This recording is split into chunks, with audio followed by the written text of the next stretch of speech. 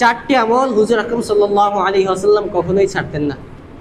তার মধ্যে একটা হচ্ছে আশুরার দিন, অর্থাৎ মুহররমের 10 তারিখ আকরাম সাল্লাল্লাহু আলাইহি ওয়াসাল্লাম এই আশুরার রোজা তিনি কখনোই ছাড়তেন না।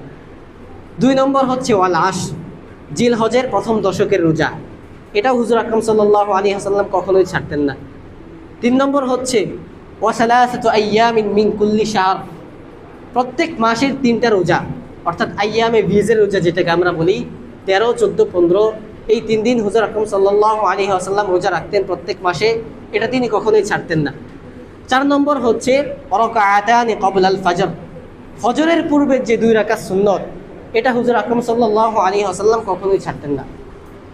তাহলে হাদিস থেকে আমরা হুজুর আকরাম সাল্লাল্লাহু আলাইহি ওয়াসাল্লামের 4টা আমলকে জানলাম, যে 4টা আমল তিনি কখনোই ছাড়তেন না। তার মধ্যে 1 নম্বর হচ্ছে আশুরা, অর্থাৎ মুহররমের 10 তারিখের রোজা, এটা হুজুর আকরাম সাল্লাল্লাহু আলাইহি ওয়াসাল্লাম কখনোই ছাড়তেন না।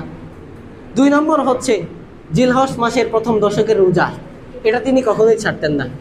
3 নম্বর হচ্ছে প্রত্যেক মাসের 3টা রোজা, 13, 14, 15, অর্থাৎ আইয়ামে বীজের রোজা, এটা হুজুর আকরাম সাল্লাল্লাহু আলাইহি ওয়াসাল্লাম সবসময় রাখতেন, কখনোই ছাড়তেন না। আর 4 নম্বর হচ্ছে রাকাআতানি ক্বাবলাল ফজর, ফজরের নামাজের পূর্বে 2 রাকাত সুন্নত, এটা হুজুর আকরাম সাল্লাল্লাহু আলাইহি ওয়াসাল্লাম কখনোই ছাড়তেন না। তো এই 4টার মধ্যে ফজর যে সুন্নত, এটা আমরা কখনোই ছাড়বো না, এটা ছাড়ার কোনো সুযোগ নাই। বাকি 3টা যদি সম্ভব হয় আমরা রাখবো, বাকি 3টা আমল আমরা করব। তো এই মুহররমের 10 তারিখের রোজা, এটা অনেক গুরুত্বপূর্ণ একটা রোজা। তো এই যে 10 তারিখ মুহররমের রোজা, এই রোজা রাখলে কি উপকার, কি ফায়দা?